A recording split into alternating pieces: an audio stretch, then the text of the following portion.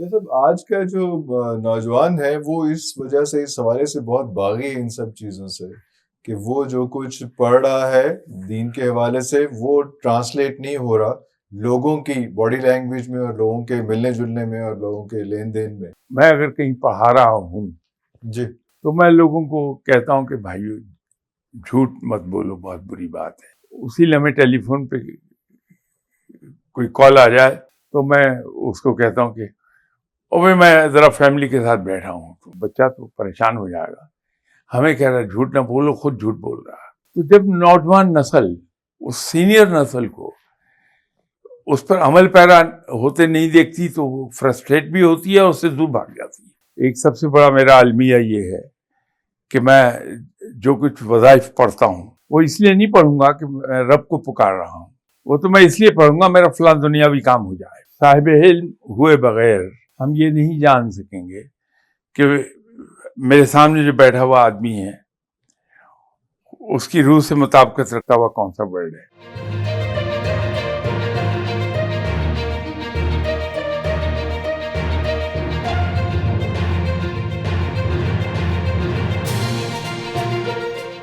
لیکن ہم پھر بھی اگر ہم چیزیں دیکھتے ہیں اور یہ دجال کی بات کرتے ہیں تو دجال کے آنے کا جہاں پہ ذکر ہے وہاں یہ بھی ہے کہ اس سے پناہ کس طرح سے مانگنی ہے اور اس کے لیے کون سی دعائیں ہیں اور کون سی چیزیں ہیں، اگر آپ اس پہ تھوڑی سی آگاہی فرما نہیں، دیں. رب تعالیٰ نے تو ریمیڈیز سب کی پیدا کی ہیں. جی بالکل، میں نے تو پہلے آپ سے کہا جی جی جی کہ دجال ہے تو اس کے لیے اللہ تعالیٰ نے، جیسے وہ میں نے پرشین کا ایک محاورہ دہرایا تھا اس کے لیے، تو اسی طرح کیا مسلمان کس طرح پناہ لے لے ان سے وہ موجود ہے، بشرطے کہ ہم کر پائیں. امپورٹنٹ یہ ہے، دیکھیے میں اور آپ جس دن سے ہوش سنبھالا سنتے آ رہے ہیں کہ جھوٹ بولنا بہت بڑا گناہ ہے، حتیٰ کہ یہ تک کہتے ہیں جی جھوٹ شرک ہے. تو کیا میں نے جھوٹ بولنا چھوڑ دیا؟ آج بھی بول رہا ہوں. میں یہ بچپن سے سنتا آیا ہوں، جب سے ہوش سنبھالا، کہ کسی کی غیبت نہ کرو، یہ سب سے بڑا گناہ ہے. لیکن کیا غیبت آج بھی میری پاس ٹائم ہابی نہیں ہے؟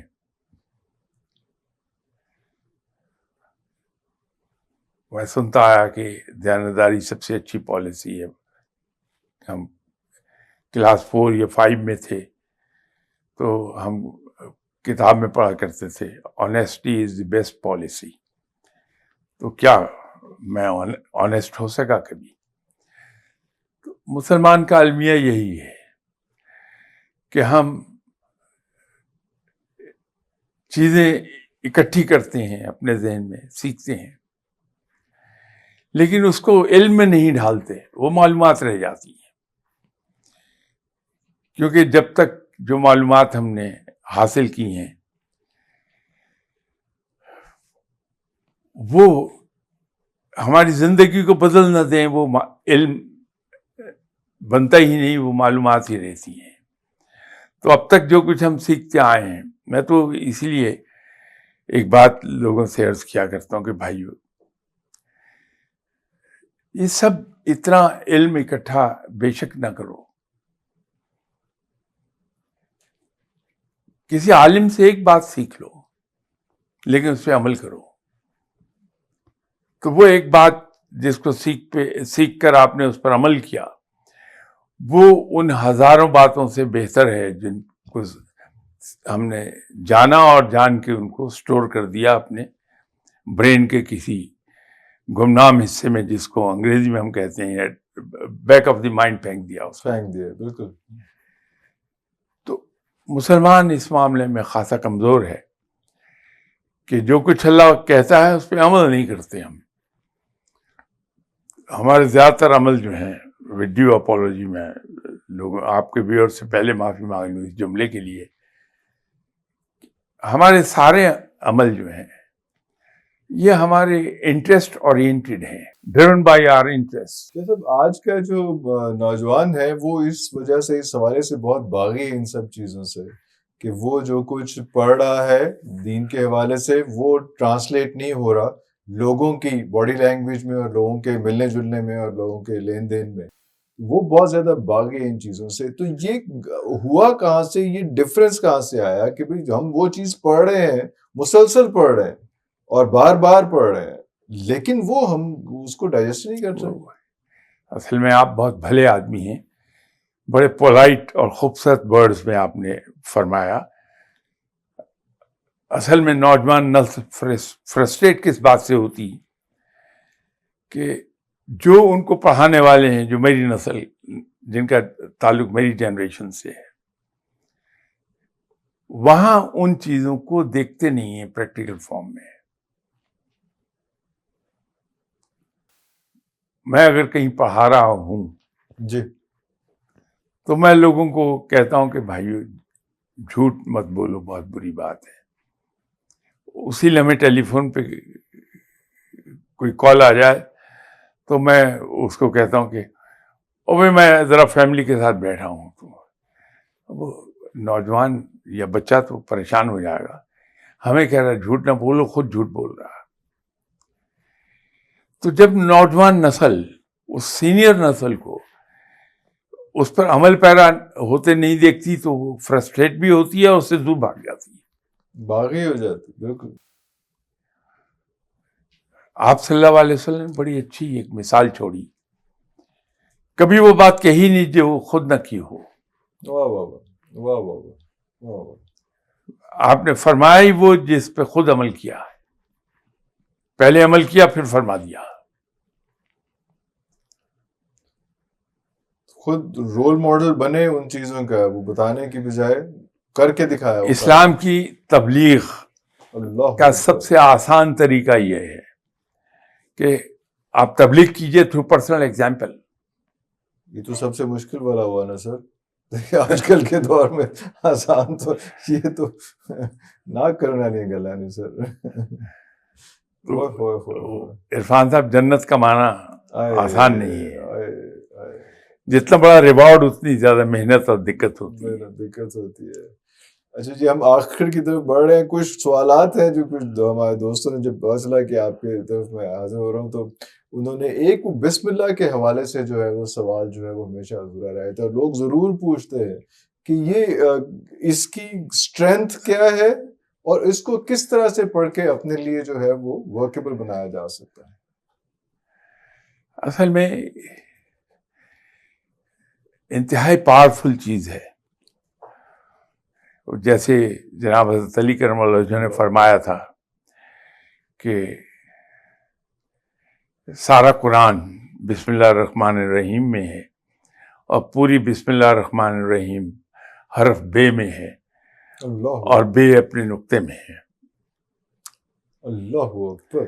تو اس سے اس کی اسٹرینتھ کا اندازہ کر لیجئے. بہت پاورفل چیز ہے. لیکن ایک بات ہم تھوڑا سا اگر توجہ دے لیں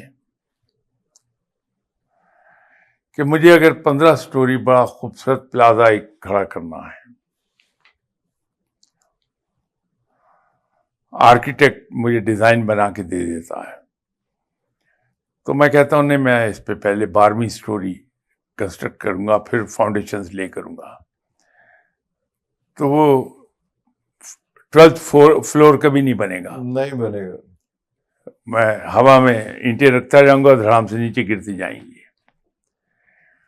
لیکن اگر میں نے پہلے فاؤنڈیشن لے کر لی, اور ایک بات ہمیں ذہن میں رکھنی چاہیے کہ میکسیمم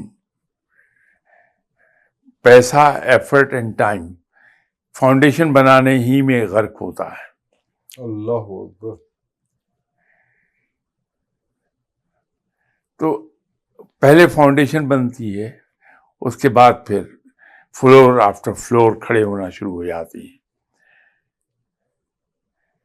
تو ہمیں یہ جو اس طرح کے مجاہدے اور چلے اور اس کے لیے ایک چیز یاد رکھنی چاہیے کہ پہلے ہم اپنے پرسنالٹی کی بنیادیں لے کر لیں وہ اس طرح سے کہ سب سے اہم جو چیز ہے وہ ہے کہ عبادت رب تعالیٰ کی جو فرض ہے ہم پر، اس لیے کہ وہ رب کا حق ہے، وہ خالق ہے، مالک ہے، تو ہم اس کی عبادت کریں، لیکن صرف ایک جذبے کے ساتھ کہ وہ لائق عبادت ہے اس لیے ہم اس کی عبادت کر رہے ہیں، باقی وہ مالک ہے، ہماری عبادت کو قبول فرمائے نہ فرمائے، عبادت کے جواب میں ہمیں جنت میں بھیج دے یا ادروائز عطا کر دے کچھ، وہ مالک ہے، ہمیں اس سے غرض نہیں کہ وہ ہمیں عطا کیا کر رہا ہے، ہم صرف رب کو پکاریں کہ وہ پکارے جانے کے لائق ہے۔ اللہ اکبر۔ یہ نقطہ نمبر 1 ہے فاؤنڈیشن لے کرنے کا۔ نقطہ نمبر 2 یہ ہے کہ ہم نیکی کی طرف چلے جائیں، اور جب نیکی کی طرف ہم جاتے ہیں تو سب سے پہلے ہمیں اپنی ذات کی نفی کرنی پڑتی ہے، اپنی ذات کو مٹانا پڑتا ہے،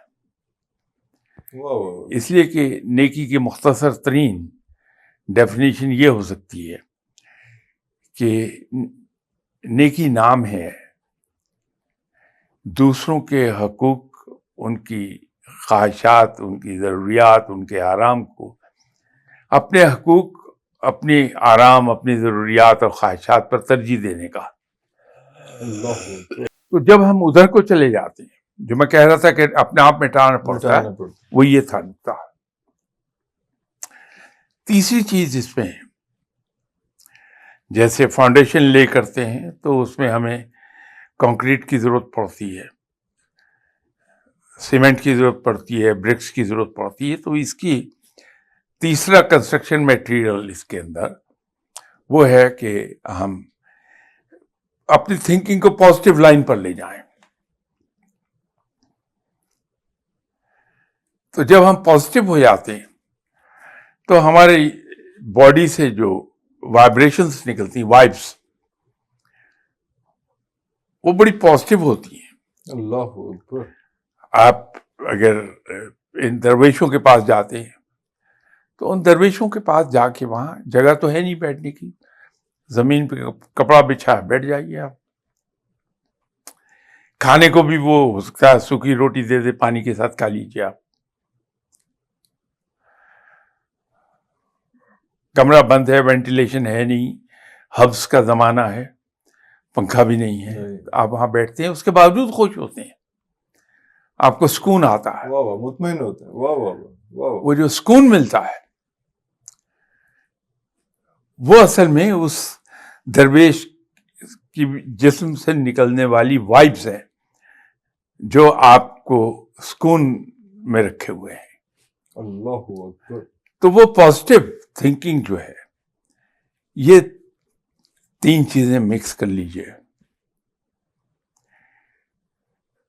اور پھر جو آپ کوئی ایک کم طاقت والا وظیفہ بھی پڑھیں وہ بھی بہت انعامات دے جاتا ہے آپ کو، اس کے اثرات بڑے زبردست آدمی پہ مرتب ہوتے ہیں۔ اب اگر میں پڑھنا شروع کر دوں بسم اللہ کا وظیفہ، کیا حاصل ہوگا؟ گناہوں میں لتھڑا ہوا ہوں، ابھی باہر نکلوں گا میں کسی کو برا بھلا کہہ دوں گا، غیبت کر دوں گا،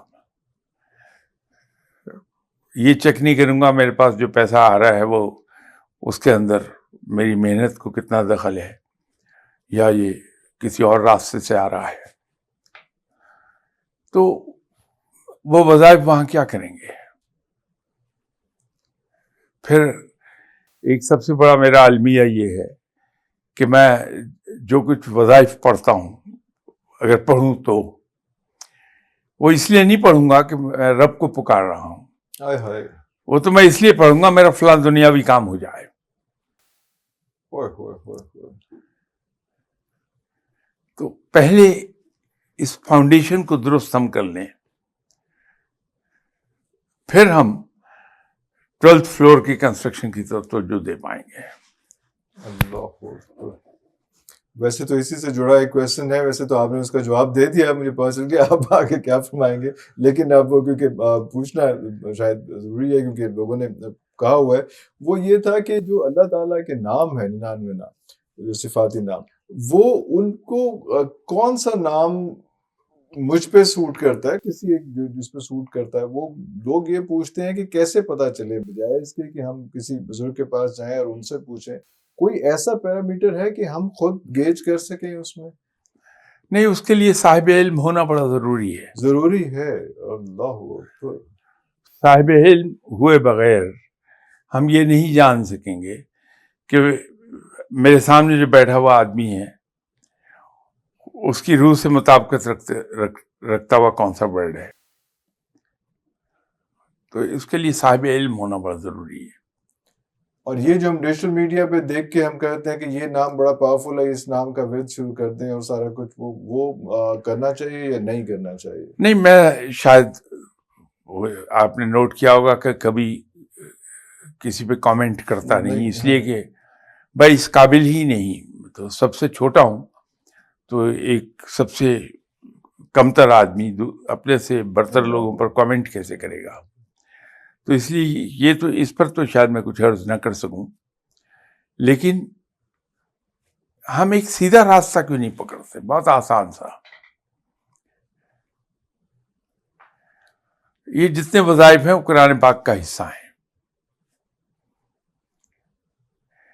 تو ہم اپنا ایک روٹین کیوں نہیں بناتے کہ دن میں کم سے کم 3 بار نماز کے بعد قرآن پاک کی تلاوت کر لیں اور ترتیب سے کریں.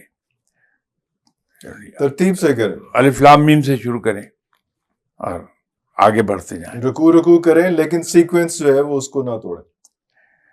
اور دوسرا ترتیل سے پڑھیں، ترتیب اور ترتیل دونوں سے پڑھیں. جس طرح ہم قرآن پاک کو پڑھتے ہیں جی جی جی، وہ ترتیل نہیں ہے جس تیزی کے ساتھ ہم پڑھ رہے ہوتے ہیں. ترتیل سے پڑھنا چاہیے. تو اس کے اثرات بے پناہ ہیں کہ آپ اللہ سے ہم کلام ہوتے ہیں. اس کا قرآن اس لیے کہ وہ رب کا کلام ہے. جب آپ پڑھ رہے ہیں تو رب کے ساتھ کلام کر رہے ہیں. اس کو پڑھیے اور کثرت کے ساتھ اور باقاعدگی کے ساتھ پڑھیے، رب راضی ہو جائے گا. واہ واہ واہ واہ. جس سے آپ فرماتے ہیں کہ ایک آدمی قرآن پاک پڑھ رہا ہے، دوسرا رب کے بندوں کو راضی کرنا ہے، تو باقی ساری چیزیں جو ہے وہ خود ہی بہترین ہو جائیں گی. اللہ اکبر. شاہ صاحب بہت شکریہ آپ کے ٹائم کا، اور اس دعا کے ساتھ ہم اپنے ویور سے بھی اجازت چاہیں گے کہ ملک کے لیے اور یہاں کے عوام کے لیے، یہاں کے بڑوں کے لیے، یہاں کے چھوٹوں کے لیے آسانیاں پیدا ہو جائیں. آمین آمین. آسانیوں سے زیادہ اللہ اس ملک کو اور اس ملک میں رہنے والوں کو عزت عطا فرمائے. آمین آمین. ابھی تک لیے اتنا ہی. اگلے پروگرام تک لیے اجازت دیجیے. پاکستان زندہ باد.